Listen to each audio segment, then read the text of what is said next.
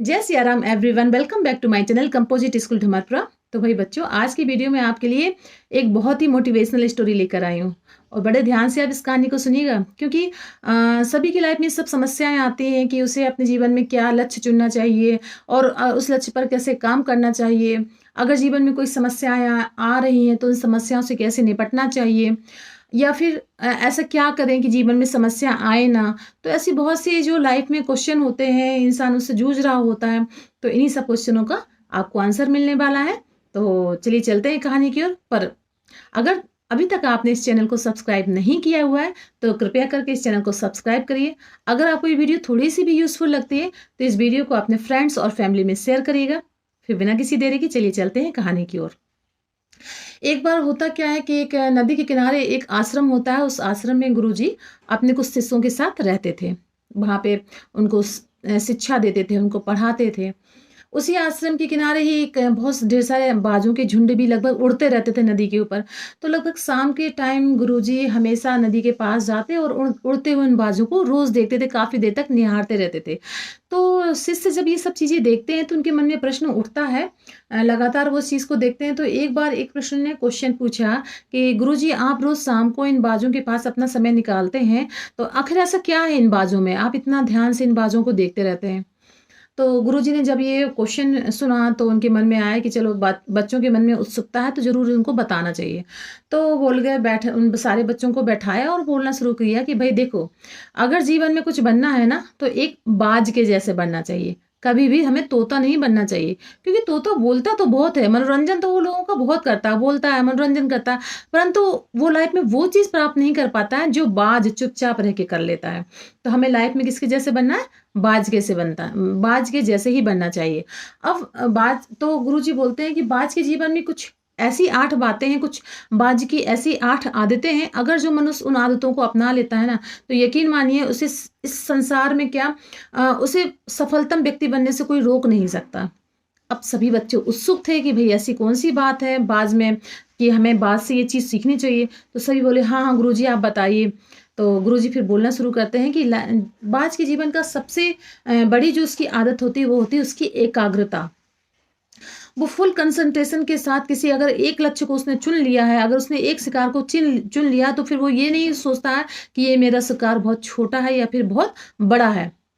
उस शिकार पर ही पूरी तरह से वो फोकस करता है कि अगर उसने किसी मछली को चुन लिया है कि मुझे इस मछली को अपना शिकार बनाना है, तो वो दिन रात उस पर ही निगरानी करता रहता है कि कभी मछली सतह पर आती है, कभी नीचे जाती है। अंततः वो उसका शिकार कर ही लेता है। वो कभी भी दूसरी मछलियों पर फोकस नहीं करता। उसने एक अपना लक्ष्य चुन लिया, उसने एक शिकार को चुन लिया, तो वो उसी शिकार पर ही पूरी तरह से अपना कंसंट्रेशन देता है, पूरी एकाग्रता लगाता है। तो ये आदत अगर मनुष्य को अपनानी है तो हमेशा एकाग्रचित रहना चाहिए अपने एक लक्ष्य पर। आपने एक लक्ष्य चुन लिया तो बस उसी पर ही फोकस करना चाहिए।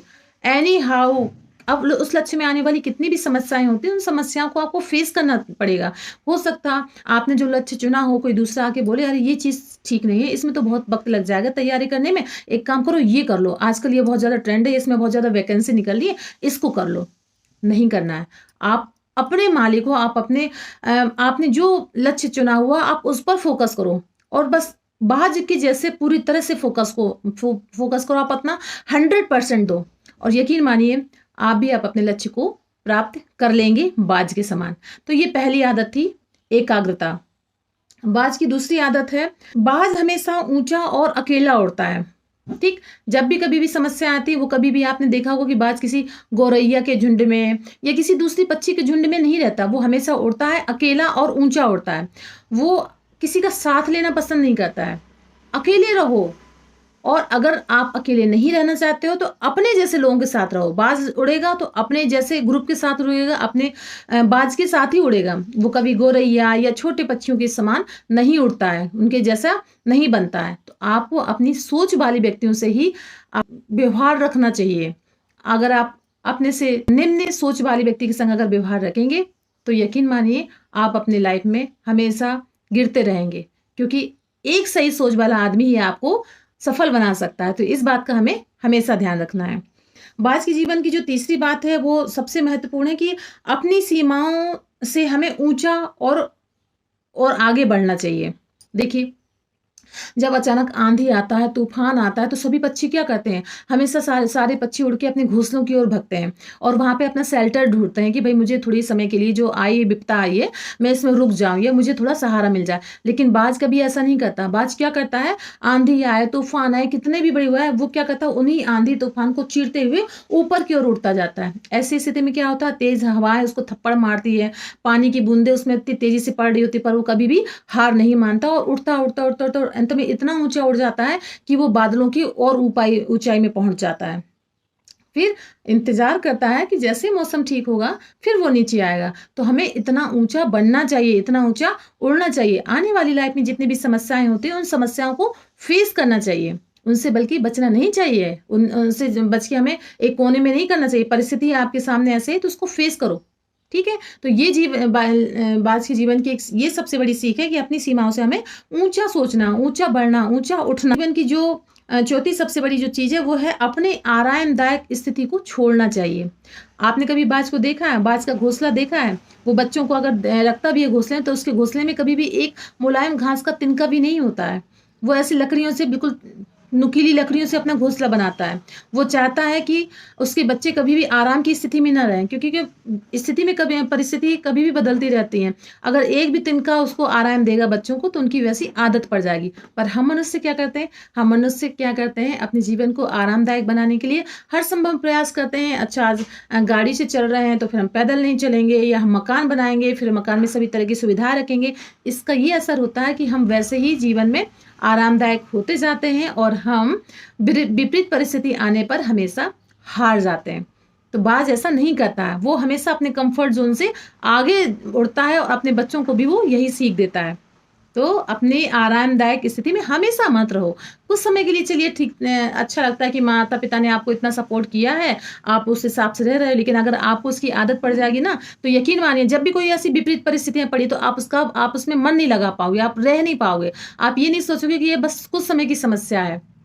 तो हमेशा आरामदायक स्थिति में नहीं रहना है। बाज की एक 5वीं एक बहुत बड़ी आदत है वो है निडरता। बाज किसी से नहीं डरता। उसके सामने कितनी भी विपरीत परिस्थितियाँ आएँ, कितने भी खराब मौसम होए, कितना भी खतरनाक शिकार हो, लेकिन उसके अंदर सबसे बड़ी बात होती है निडरता। वो हमेशा निडर रहता। कभी भी कोई भी चीज़ उसको डरा नहीं सकती। वो चाहे भयानक साँप का शिकार करना हो या फिर इससे ही बड़े-बड़े किसी अन्य खतरनाक शिकारों को करना, वो हमेशा निडर रहता है। और यकीन मानिए एक बार अगर आपने भी इस लक्ष्य को अपने इस आदत को अपने जीवन में बैठा लिया ना तो आप कभी भी किसी से डर नहीं सकते। कितना भी खतरनाक शत्रु क्यों ना खड़ा हो आपके सामने, कितनी ही विपरीत परिस्थितियाँ क्यों ना खड़ी हों आपके सामने, अगर आप एक बार आँख में आँख मिला के उनसे बात करिए या एक बार आँख में आँख मिला के आप सामना करिए तो यकीन मानिए आपके अंदर जो कॉन्फिडेंस आएगा वो देखने लायक होगा। आप फिर दोबारा कभी डरेंगे नहीं। तो निडरता जीवन में लाना बहुत ज़रूरी है क्योंकि आप किसी को भी देख लीजिए कितना भी सफलतम व्यक्ति हो, कितना भी सफलतम व्यक्ति उसके जीवन की सबसे बड़ी चीज़ होती है उसकी निडरता। निडर होना बहुत ज़रूरी है। किससे डरना है? कौन है? मृत्यु के अलावा मृत्यु भी आएगी उससे क्या डरना? अरे वो तो आएगी, वो तो होनी ही होनी है। तो हमेशा निडर बनिए। किसी से नहीं डरना है। कोई कुछ नहीं कर सकता। यकीन मानिए। तो निडरता होना बहुत ज़रूरी है अगर आपको अपने जीवन में सफल बनना है। अब बाज के जीवन की जो 6वीं सबसे बड़ी चीज़ है वो ये है, बाज हमेशा जीवित शिकार ही करना पसंद करता है। वो मरे हुए पक्षी या मरे हुए जानवरों का कभी शिकार नहीं करता, वो हमेशा जीवित शिकार करता है। तो बाज के जीवन की आदत को आप अपने ऊपर भी अपनाइए ना। आप हमेशा पास्ट की सफलता या असफलता को ही क्यों दोहराते रहते हो कि पास्ट मैंने ये किया था, मैं पास्ट में ऐसा था, मैं वैसा था या मैं पास्ट में बहुत ज़्यादा दुखी था।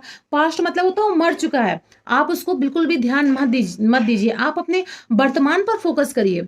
तो बाज के जीवन की सबसे बड़ी क्या है 6वीं आदत है कि वह कभी भी मरे हुए जानवर या मरे हुए पक्षी का शिकार नहीं करता। वो हमेशा जीवित शिकार को ही पकड़ता है। आपके पास जो जीवित है वर्तमान, उस पर फ़ोकस करिए। पास्ट में कितना भी आपने अच्छा किया, कितना भी बुरा किया, पर वो मर चुका है। उस पर कभी भी आपको ध्यान नहीं देना है। अपनी एनर्जी उस पर बर्बाद नहीं करनी है। ठीक है? फिर बाज के जीवन की जो 7वीं सबसे बड़ी महत्वपूर्ण चीज़ है वह है अकेले बढ़ने का साहस, नेतृत्व करने का साहस। कितनी भी विषम परिस्थितियाँ आएँ, कितना भी कुछ हो जाए, अगर आपके अंदर साहस है तो आप अकेले बढ़िए। समय के साथ भीड़ आपके साथ आके खड़ी हो जाएगी और आपका हौसला अफ़ज़ाई करेगी। लेकिन अगर आप पहले ही डरते रहेंगे कि नहीं मैं कैसे करूँगा या मुझसे नहीं हो पाएगा, तो यकीन मानिए भीड़ केवल आपका हौसला बढ़ाएगी, बाकी जैसे ही मौका आएगा तो वो तुरंत पीछे हो जाएगी। तो आप में अकेले बढ़ने की साहस होना चाहिए अगर आपको लाइफ़ में सफल बनना है। फिर बाज के जीवन की सबसे बड़ी जो सबसे महत्वपूर्ण जो चीज़ मैं बताने जा रही हूँ, उसको आप सुनेंगे ना तो आपके रोंगटे खड़े हो जाएँगे। वह है पुनर्स्थापित करने का साहस। कितने लोग लाइफ में ऐसे होते हैं कि उनकी लाइफ में कोई ऐसी घटना हो जाती है कि उन्हें लगता है कि बस अब तो मेरी ज़िंदगी खत्म है, अब मेरी ज़िंदगी में कुछ बचा ही नहीं, अब तो बस द एंड है। ठीक? अब आपको बाज के जीवन की एक लाइफ बताते हैं, उनकी एक आदत बताते हैं बाज के जीवन की, कि बाज की जो आयु होती है वो 70 वर्ष होती है। लेकिन 40 वर्ष तक आते-आते बाज के जो पंख होते हैं वो कमज़ोर हो गए होते हैं, पंजे भी शिकार करने लायक नहीं बचते हैं, चोंच भी उसकी नुकीली नहीं बचती है। अब बाज के पास 2 विकल्प होते हैं। पहला विकल्प होता है कि भई ठीक है, इसी अवस्था में रह के किसी तरह से कोई दूसरा पक्षी दे देता है या जहाँ खाना-वाना तो अपना जीवन यापन कर लिया जाए। या दूसरा विकल्प होता है कि एक दर्दनाक स्थिति से गुज़रा जाए। वो स्थिति ये है कि बाज 6 महीने के लिए एक ऐसी चट्टान पे चला जाता है, बहुत ऊँचाई में है चट्टान कि जहाँ पर जाके उसको कोई देख नहीं पाता। और 6 महीने के लिए वो अपने आप को सबसे काट लेता है, अपने पंखों को चट्टान में पटक-पटक के पंख झड़ा लेता है, अपने पंजे तोड़ लेता है, चट्टान से मार-मार के अपने चोंच तोड़ लेता है और अपने आप को बचा लेता है एक ऐसी जगह से कि ताकि कोई दूसरा पक्षी उसका शिकार ना कर पाए। और वो 6 महीने इतनी विपरीत परिस्थिति में गुज़ारता है कि खून लहू-लुहान होता है। धीरे-धीरे क्या होता है उसके शरीर से नए पंख निकलते हैं, नई पंजे आते हैं, नई चोंच आती है। तो वो 6 महीने का कष्ट वो झेलता है। तो बाज़ वो 6 महीने वाला कष्ट ही चुनता है। और वो 6 महीने के बाद फिर जब उसकी लाइफ में जो परिवर्तन आता है, नए पंख, नए पंजे, नए चोंच, वो पुनः फिर उसी तरह जो आने वाली जो 30 साल है, 30 साल को पुनः पहले जैसे ही व्यतीत करता है, अपना शिकार करता है, अपने बलबूते रहता है, वो कभी किसी दूसरे पर डिपेंड नहीं होता है। तो कभी भी लाइफ में अगर आप इस लाइफ में ऐसी परिस्थितियाँ आ जाएँ कि आप बहुत ज़्यादा हताश हो गए हो, बहुत ज़्यादा लाइफ में ऐसा लग रहा है कि अब कुछ बचा ही नहीं है, तो बस बाज की इस आदत को अपनाइए। आप अपने आप को पुनर्स्थापित करने की क्षमता रखिए। यकीन मानिए इस दौरान हो सकता है आपको बहुत ज़्यादा दर्द से गुज़रना पड़े, बहुत ज़्यादा ऐसी समस्याओं से गुज़रना पड़े कि आपको लगेगा हर दूसरे पल कि नहीं, ये मुझसे नहीं हो पाएगा, नहीं मुझसे नहीं होगा। लेकिन बनना तो आपको बाज जैसा है ना, बाज जैसी अगर आपको आदत अपनानी है, तो फिर कष्ट भी झेलना ही पड़ेगा। तो फिर ये हुई बाज की 8 आदतें जो गुरुजी ने उन शिष्यों को बताई, उन शिष्यों ने अपने जीवन में उपयोग में लाई। और अगर आपको ये कहानी अच्छी लगी या बाज के जीवन में किसी भी उसकी एक आदत ने आपको आपके जीवन में कुछ परिवर्तन लाया हो या आपको सोचने पे मजबूर कर दिया हो कि नहीं मुझे ऐसा करना है, ऐसा मुझे करना चाहिए, या आपको लगता है कि ये कहानी किसी दूसरे को जीवन में परिवर्तन ले आएगी, दूसरे को मोटिवेशन देगी, तो इस कहानी को आप प्रचार प्रसार करिएगा। तो फिर मिलते हैं नेक्स्ट कहानी में, तब तक के लिए जय सिया राम।